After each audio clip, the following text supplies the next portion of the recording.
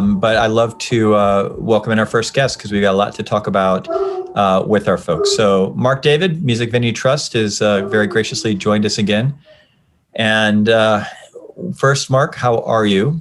Why don't we just start with that? How are you? How's Bev? How's Music Venue Trust? What's happening with reopening? Yeah, we're pretty good. We're tired. I think everybody's tired. Situation in the UK at the moment is that we have the four nations of the UK. England is now open for socially distanced shows at 1 meter, so like three feet social distancing. Wales yesterday announced that they would be open with socially distanced shows that was 1.5 meter, which is more like 5 foot social distancing. Scotland still hasn't done that, and Northern Ireland has done nothing at all except ban live music. So it's kind of it's moving in the right direction. We've got some concerns about new variants of the virus, which I don't know. You'd have to tell me, Michael. I don't know whether that's a concern in the US yet, but certainly where we are, that's what the papers are buzz with. Generally speaking, all of the data is indicating that we're heading towards the full opening that's planned for the 21st of June. The concern is the variants. So, yeah, pretty good. We had, in the last 10 days, there have been just over 1,200 shows across our network. And the good news is that all of them are sold out. I mean, they're operating at about 24% capacity, but we're kind of taking joy where we can find it. You know, that actually there's a massive appetite for live music out there. We've just done a very big survey. 28,000 people took part in a survey. And the enthusiasm for live music coming back was huge. 78% of people were willing to come back to live music pretty much right now. And the reluctance was around, interestingly for this conversation, the reluctance was not around COVID status certification or any of the kind of measures that we've heard a lot about people not liking. They were, this particular audience, live music audience, was more resistant to masks. Yeah. They didn't want to go to live gigs in masks. They didn't mind showing a certificate of whether they were vaccinated or had a test, less than they minded and objected to having to wear a mask. But so pretty good. I'd like a holiday. Yeah, I bet. I bet you all have earned it. I mean, and clearly the states are in such a interesting and complicated situation. Again, you everybody participating in this meeting, has probably been tracking what happened 2 weeks ago with the Centers for Disease Control and in an effort to, really, we've sort of hit the side of the vaccine curve where it didn't become a supply issue, became a demand issue. And there's plenty of supply at this point, and now it's the process of how do we encourage the last 25, 30, 35% of folks to go ahead and get it done. And my assumption, I don't know this is just an assumption, I could be dead wrong, but part of a messaging effort there was to basically clarify, if you're vaccinated, you're good to go. And if you're not vaccinated, then you're going to have to make a whole lot of complicated life choices about where you mask up and who you can be around and who you can see. And the challenge, and we talked about this last week in the program, the challenge with this, of course, is that buried in the fine print of this announcement was that people still need to respect state, local, and, corporate, kind of protocols. And so venues, really could and should have the right to do what they feel is going to be appropriate to protect their clientele, their employees, their patrons, et cetera. But that really is bumping up against some public messaging, which is really going the other direction, which is that we're good to go. And we're certainly seeing, in the mass kind of attendance side, in terms of sports, you're seeing Madison Square Garden packed for basketball. You're seeing baseball stadiums packed. You're seeing a lot of both indoor and outdoor, events at large scale. And I think everybody, frankly, Memorial Day last year was when everything broke sideways in the United States. I mean, this was literally the time when we felt like things were tracking. We were going to be able to be outdoors. Everything was kind of under control. We'd done a good job, behaving ourselves in the spring, and then everything went haywire. And so I think everyone's keeping a close eye on the numbers to see where we are in a couple of weeks, and the variants are a concern, and the other issues are a concern. So it's, we're typically doing this American way, which is, confusing. So that's good. Just to say that, Michael, honestly, it's not any better anywhere else in Europe, right, to be honest. Particularly, I would touch on one of the things I think we all need to think about during this crisis is that, for whatever reason, some justifiable science reasons at the beginning of this, some data and evidence driven reason, live music was identified as a particular risk. I think you've heard me say before, well, sometimes when I listen to scientists describing the risks that there are that you might contract the virus, that sounds like a description of a live music event. Right. Don't be too close. Don't be inside, inside. Don't be too active. Don't breathe in. I mean, these are all things that are fundamental to the live music experience. So it's been interesting that as the science has developed and we've understood more about the transmission risks through droplets, through direct transmission, through contact, which is kind of starting to fall out of the magnified focus now, actually the press, the media, and in our case, a lot of local government is way behind where the science is. And we've seen that in the last 10 days. We have seen enforcement of conditions that no longer apply. Mm-hmm. And frankly, very, very fractious relationships between enforcement agencies, venues, customers as well. Our big thing at the moment is that the government in the UK has, frankly, they're so far behind the public, mm-hmm, that a lot of the advice and guidance they have for live music events doesn't make sense to the public anymore. At the moment, you can't host a choir, mm-hmm, for a choir practice. So choirs can't get together to rehearse, but 10,000 sports fans can gather together in a stadium and sing inappropriate songs about footballers. Right. So how does that work? Right. That. Yeah, and I've just seen Graham in the chat windows there seemed to indicate that musicians with a threat vector, not the audience. Well, yeah, we're having that one as well. We've had venues where an enforcement officer has come in with demanding that the singer should be 6 meters away from the audience, which is guidance from April last year that was widely criticized at the time and then disproved by the science. Yeah. So there's a kind of hangover. The reason I sort of wanted to mention it is because it's reputational. Yep. We have a reputational problem, and I think you and me discussed what we might talk about. This is going to hang over us for quite a few years. Yeah. There's been a big push on how risky this is, and that's going to be a problem. One of the reasons we wanted to check back in with you, Mark, is and again, I mean, I think, in the States, we've had, the Music Policy Forum team has had the enormous privilege of, bouncing around these Rev cohort meetings for the last, 14 months and just taking the temperature in different communities and getting a sense of what people are talking about and what they're concerned about and what they're excited about and where there are opportunities. I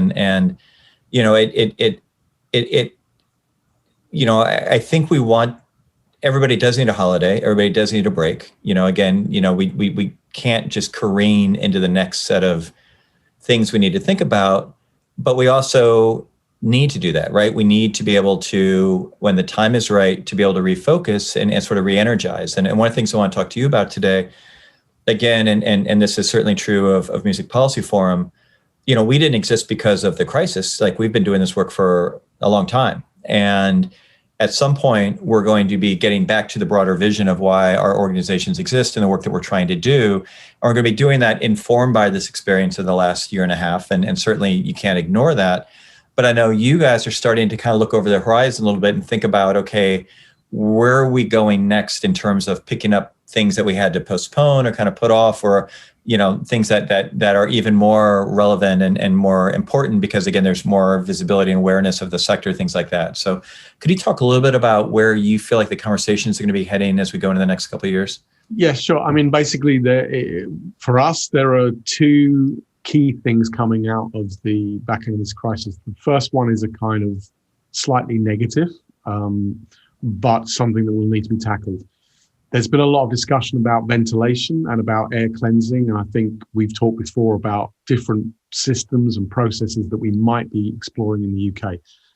With the level of transmission rate we have now, which is 25 per 100,000, which is really low, it seems unlikely that government is going to do very much about that in terms of legislation or insisting that this needs to be done. However, for a cultural infrastructure plan, we need to tackle the quality of air in our venues over a long period of time, because now we do know, and we have an example of how we are not resistant to airborne pathogens in a way that we probably could have known before, but had never been really clearly demonstrated to us. And what we do not want to do is come out of this and just say, this was a one-off. We get caught out by the fact that we didn't have great air quality in our rooms. Now we're just going to go back to where we were before. This is a constant risk. We're trying not to talk about COVID in those discussions. We're trying to have a conversation with all tiers of government saying, look, okay, we understand that you're still in that kind of COVID thing, but let's start talking about air quality. Let's start talking about that across maybe a 3 to 5 year infrastructure investment plan. And let's also, very crucially, me and Michael, I think we talk about this a lot.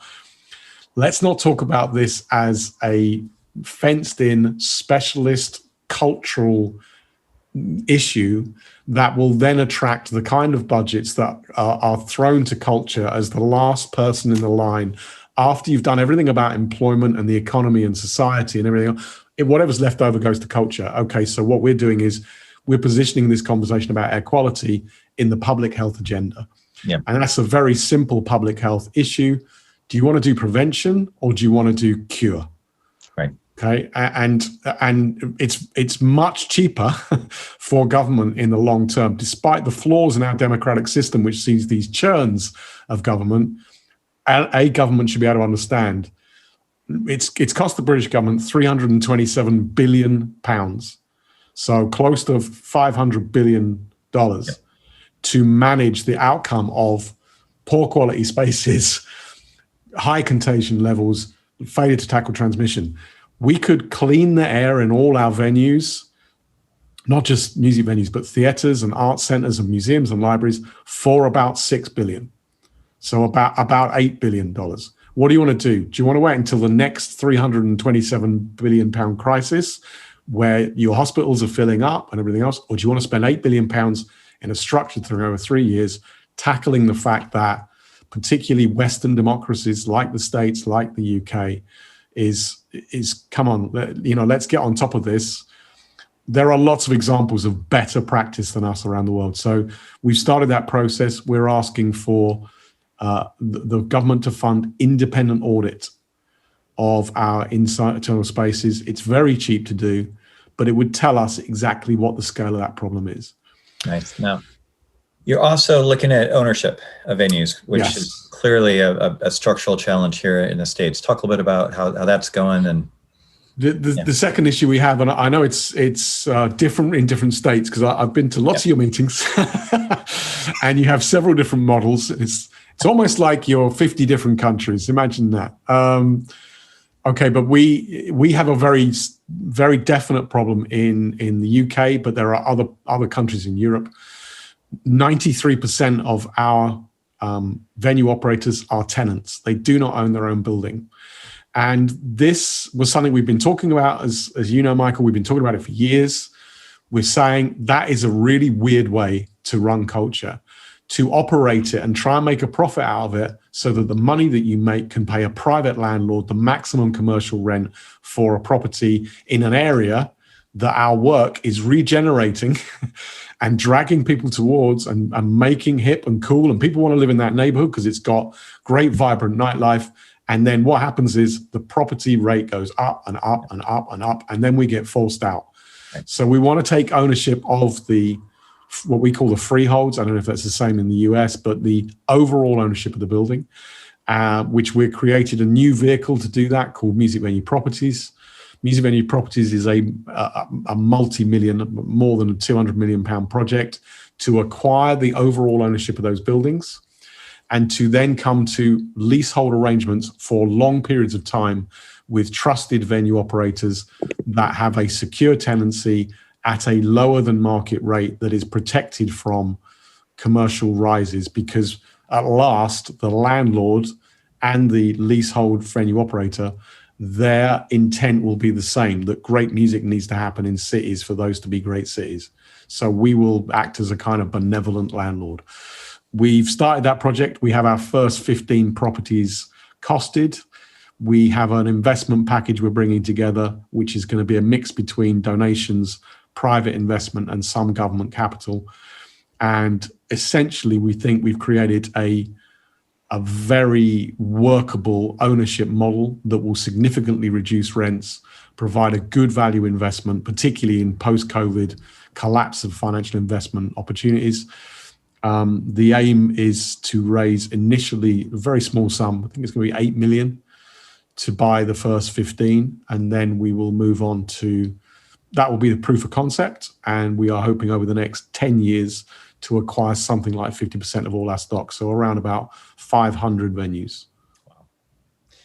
I know here in the States, there's some parallel initiatives going. The Live Music Rescue Fund is one, again, that they're sort of at a little bit below the scale you're at this point. I think they're looking around half dozen or so venues at this point, give or take. But again, these are the type of things that, we hope are the structural kind of reforms that, again, coming out of the crisis, that we're able to think a little bit different, a little bit bigger. And again, what you laid out is exactly what's happened in every, kind of music community, in the States. And it's the story of Brooklyn, it's the story of Seattle, it's the story of Silver Lake in LA, it's happening in Nashville. It's just happening over and over again. We've lost venues here in Washington, D.C. through the same dynamic. And we have to be able to think differently. Again, one of the reasons that we talked at the beginning of the show about the federal budget is certainly there is alignment. The Department of Housing and Urban Development spends roughly $70 billion a year in American cities. And there are opportunities to align the interests of the music community with that type of federal spending, not just to support the industry, but because of the broader sort of context of what having these venues means.